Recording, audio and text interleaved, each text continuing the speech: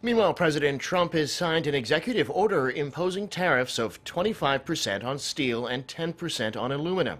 But backtracking on an earlier no-exception stance, Trump has decided to grant an exemption to Mexico and Canada for now.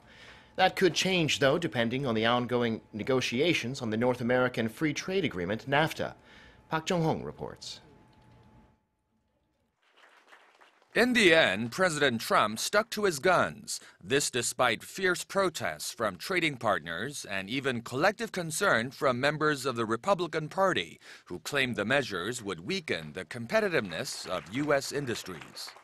Today, I'm defending America's national security by placing tariffs on foreign imports of steel and aluminum.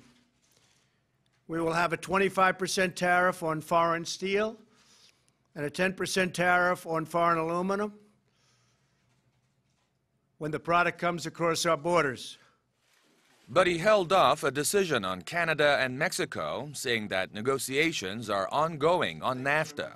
He said if the U.S. strikes a deal, there will be no tariffs for the two countries.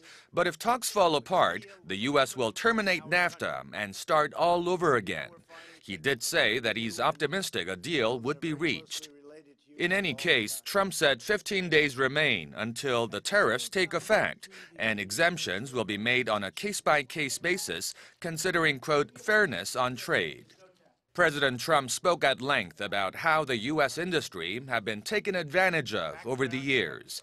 He said millions of U.S. workers have been laid off as plants closed all across America, ravaged by the unfair trade practice called dumping.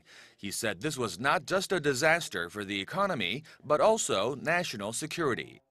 In the future, he added there will be many cases of reciprocal tax, which is virtually a tit-for-tat in tariffs between trading partners.